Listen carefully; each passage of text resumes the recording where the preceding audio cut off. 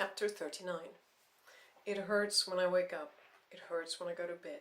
My heart can't get over our breakup. It bleeds day and night, a dark blood red. Agneta, can we go to a cafe and talk before you go home? Agneta just packed her bag and was closing her locker. As she pulled the key out of the lock, she looked at her friend. The sad look in her eyes was back. Not that it had been gone for long, but every now and then she had seen some joy in Jenny's eyes again.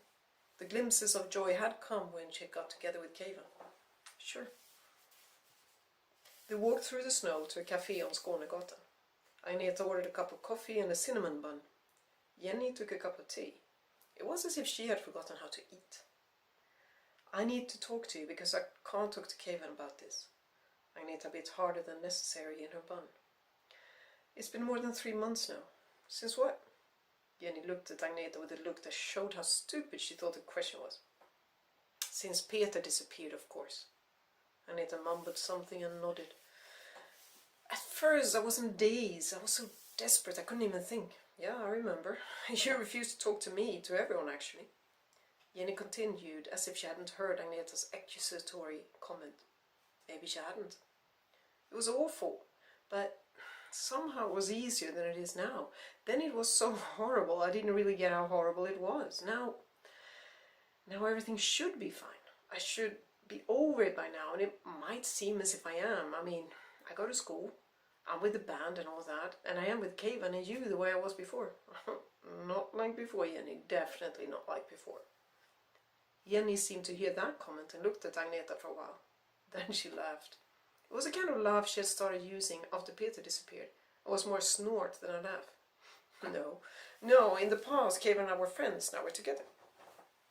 With an annoyed look, Agneta shook her hair out of her face, but said nothing. But the emptiness is still there. I thought it would be over by now, but it just isn't. Agneta stared at her friend.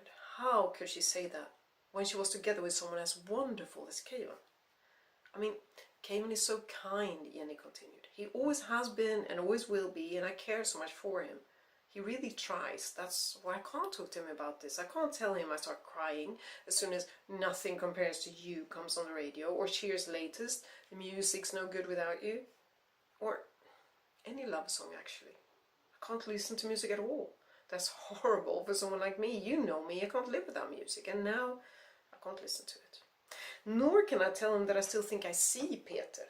Almost daily. It's never really him, of course, but I hope it so much that I think it's him. I can't talk to Keivan about that. He would see it as a failure. He's trying to make me happy. Agneta clenched her jaw so hard it hurt. And if it came back? Her voice didn't sound like her own. Oh, come on, don't say that. I can't start hoping again. I don't want to hope. But at the same time, of course, I wish it would come back. Jenny looked towards the entrance. Right here and now. Sauntering in his nonchalant way, with his angled smile and his eyes locked on me. Just me. I just feel like I'm so horrible to Keivan when I miss Peter so much. Jenny stretched out her hand across the table to touch Agneta's arm. She pulled it away as if Jenny had stabbed her with a needle. So, you feel awful, do you? Well, it's not just you feeling horrible, you are horrible, you're cruel and selfish. Agneta pushed her chair away from the table and stared Jenny straight into the eyes. Anyone with just a little bit of a brain would have known that Peter was going to break up with you. Anybody. You don't have yourself to blame when you fall in love with a guy like that. Jenny's eyes were wide open, and people in the cafe turned to look at Agneta, who raised her voice more than she realized. And then, Agneta continued, when you were together with him, or whatever you want to call it, he came and went all the time, from one girl to the other all the time when you were with him. You ignored me, you ignored the band. I mean, you just agreed to anything he said. You didn't care about us at all. The words tumbled out of Agneta, and she cursed herself for not being able to find the right words when she needed them. She had to start over twice. And then he breaks up with you, just like everyone knew he would, and you turn it into something huge, as if it's the end of the world. You ignored everyone and just felt sorry for yourself for weeks. She stared at Jenny, but didn't see her. If she had, she would have seen the look she was giving her. Then she would have known it was time to stop. But Agneta didn't stop. The frustration and jealousy were too strong. And then, the worst thing of all, you take Keivan, the kindest guy in the whole world. Jenny lifted her face and raised her eyebrows. She took Kevin? It didn't take long until she understood. Then she nodded slowly. Only now Agneta saw Jenny's cool look. Only now did she realize that she had screamed and that she had stood up. She sat down slowly, her knees shaking. Quietly she added, "You don't deserve him. He does everything for you, and you just sit here and tell me that you would get together with Peter again if he came back. That is cruel, Jenny. That is really cruel." She wished she could walk out, calmly and dignified, so Jenny would sit here alone, thinking about what Agneta had said. But she couldn't. Her knees didn't carry her. She just sat there, waiting anxiously for her friend's answer.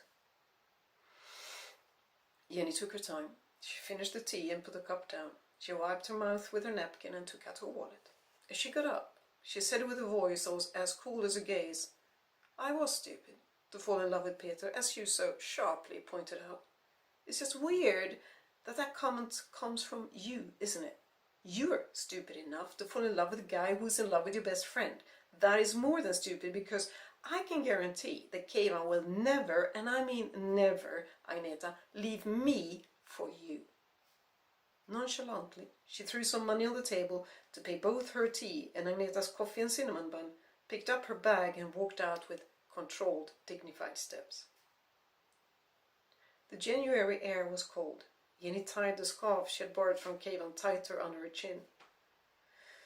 She walked towards the tram, tears running down her cheeks. Peter was gone and would not come back. She couldn't talk with Kevin about it, as that would not be right. The only one she could talk to was Agneta, but after this quarrel she didn't even have her. She was on her own, alone and sad, desperate, lost. She stopped and searched in her pocket for a handkerchief. She found one and blew her nose. The snowflakes felt like ice needles against her skin. She looked back and saw Agneta coming out. She wished she could be strong enough to go to her, strong enough to apologize and give her a hug, become friends again. Instead, she turned around and stepped into the tram that had just come.